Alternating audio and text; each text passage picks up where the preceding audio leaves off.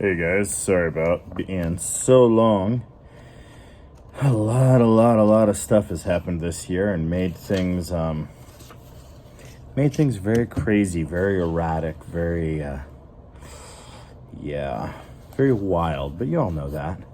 Anyway, I've got about a month, less than a month now, before I get to cut this all off and get back to my normal shorter hair. Thinking we'll see what I do here.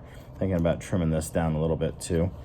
Anyway, what we are on is we are on The Borrower's Afloat by Mary Norton.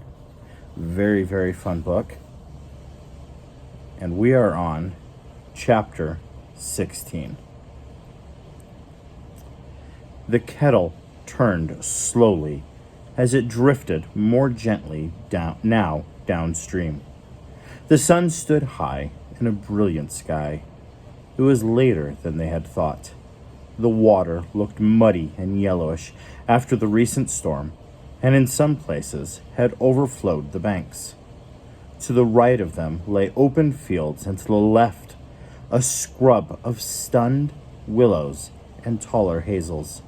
Above their heads, golden lambs' tails trembled against the sky, and armies of rushes marched down into the water. "Fetch up against the bank any minute now," said Pod hopefully, watching the flow of the stream. "One side or another," he added. "A kettle like this don't drift forever."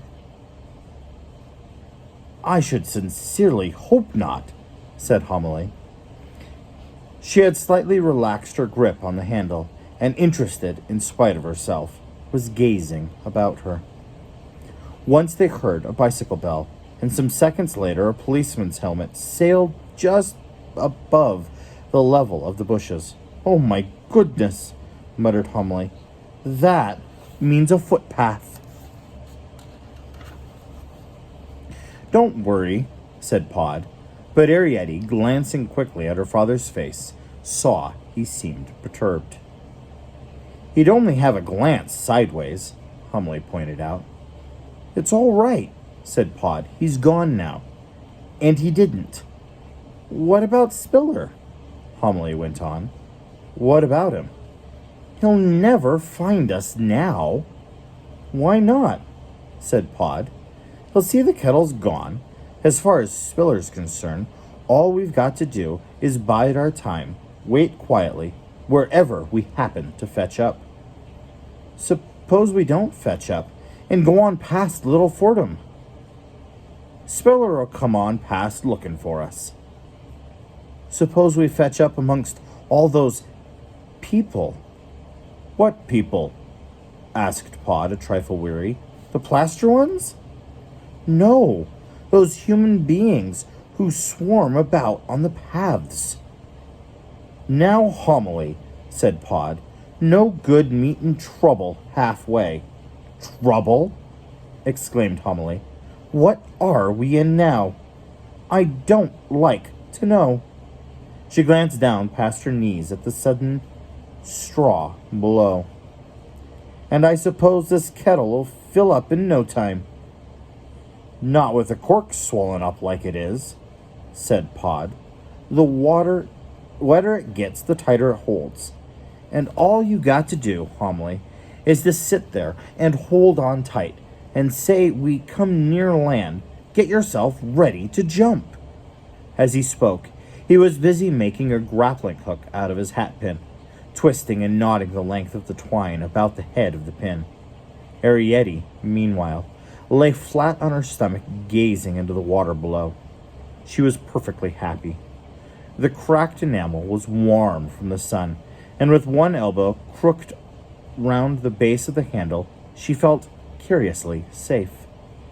Once in the turgid water, she saw the ghostly outline of a large fish, fanning its shadowy fins and standing backwards against the current. Sometimes there were little forests of water weeds, where blackish minnows flicked and darted. Once, a water rat swam swiftly past the kettle. almost under her nose. She called out excitedly, and though she had seen a whale. Even Homily craned over to watch it pass, admiring the tiny air bubbles that clung like moonstones among the mist's fur. They all stood up to watch it climb out on the bank and shake itself hurriedly into a cloud of spray before it scampered away into the grasses. "Well, I never," remarked Homily. "Natural history," she added reflexively. Then, raising her eyes, she saw the cow. It stood quite motionless above its own vast shadow, hawk deep and silent in the fragrant mud. Homily stared aghast, and even Arietti felt gratefully for the smoothly floating kettle and a stretch of water between. Almost impetuously safe. She felt so near and yet so far, until a sudden eddy of current swung them in toward the bank. "It's all right," cried Pod as Arietti started back. "It won't hurt you." "Oh my goodness!" exclaimed Homily, making as though to climb down inside the rim. The kettle lurched. "Steady!" cried Pod, alarmed. "Keep her trimmed." And as the kettle slid swiftly shoreward, he flung his weight sideways, leaning out from the kettle. "Stand by!" he shouted as with a vicious twist he veered round sharply, gliding against the mud. "Hold fast!" The great cow backed 2 paces as they careered up under her nose. She lowered her head and swayed slightly as though embarrassed, and then, sniffing the air, she clumsily backed again. The kettle teetered against the walls and craters of the cow's tracks, pressed by the current's flow. A faint vibration of drumming water quivered through the iron. Then, Pod, leaning outwards, clinging with one hand to the rim, shoved his hatpin against a stone. The kettle bounced slightly, turning into the current, and in a series of bumps and quivers began to turn away. "Thank goodness for that, Pod!" cried Homily. "Thank goodness! Thank goodness! Oh my! Oh my! Oh my!" she said, clinging to the base of the handle, white-faced and shaking. "It would never hurt you," said Pod as they glided out to midstream. "Not a cow wouldn't." "Might tread on us," gasped Homily. "Not once it's seen you, it wouldn't." "And it did see us," cried Eddie, gazing backward. "It's still looking at us." Watching the cow, relaxed and relieved, they were none of them prepared for the bump. Homily, thrown off balance, slid forward with a cry, down through the lid hole and into the straw below. Pod, just in time, caught hold of the handle rail, and Arietti caught hold of Pod. Steadying Arietti, Pod turned his head. The kettle, he saw, had fetched up against an island of sticks and branches, plumb in the middle of the stream. Again, the kettle thrummed, banging and trembling against the obstructioning sticks. Little ripples rose up and broke like waves among the and around the weed-strewn, trembling mass. "Now we are stuck," remarked Pod. "Good and proper." "Get me up, Pod! Do!" they heard Homily calling from below. They got her up and showed her what had happened. Pod, peering down, saw part of the gate post and coils of rusted wire.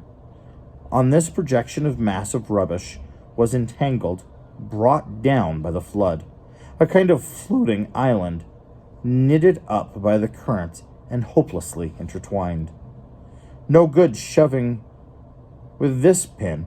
The current held them head on and, with each successive bump, wedged them more securely. "It could be worse," remarked Homily surprisingly, when she had got her breath. She took stock of the nest-like structure. Some of the sticks, forced above the water, had already dried in the sun. The whole contraption to homily looked pleasantly like dry land. I mean, she went on, we could walk about on this. I wouldn't say really, but what I don't prefer it to the kettle. Better than floating on and on and on and ending up as might as well be in the Indian Ocean. Spiller couldn't find us here easy enough, plumb in the middle of the view. There's something in that, agreed Pod. He glanced up at the banks. The stream was wider here, he noticed. On the left bank, among the stunned willows that shrouded the towpath, a tall hazel leaned over the water. On the right bank, the meadows came sloping down to the stream, and beside the muddy cow tracks stood a sturdy clump of ash. The tall boles, ash and hazel, stood like sentinels on each side of the river. Yes, it was the kind of spot Spiller would know well. The kind of place, Pod thought to himself, to which humans might give a name. The water on either side of the midstream obstruction flowed dark and deep, scooped out by the current into the pools. Yes, it was the kind of place, he decided, with a slight inward tremor of his feelings, where in the summer human beings might come to bathe. Then, glancing downstream, he saw the bridge. Uh-oh. There's a bridge. That means that there are definitely humans around and about. I wonder what's going to happen. I mean, we're getting dangerously close to the end of the book. So, are they going to make it to this place that they're trying to get? Or are they not going to? Scary. Let's find out what's going to happen next time when we read chapter 17 of The Borrowers Afloat. Thank you guys so much for tuning in today, and you have a wonderful, wonderful, and blessed day.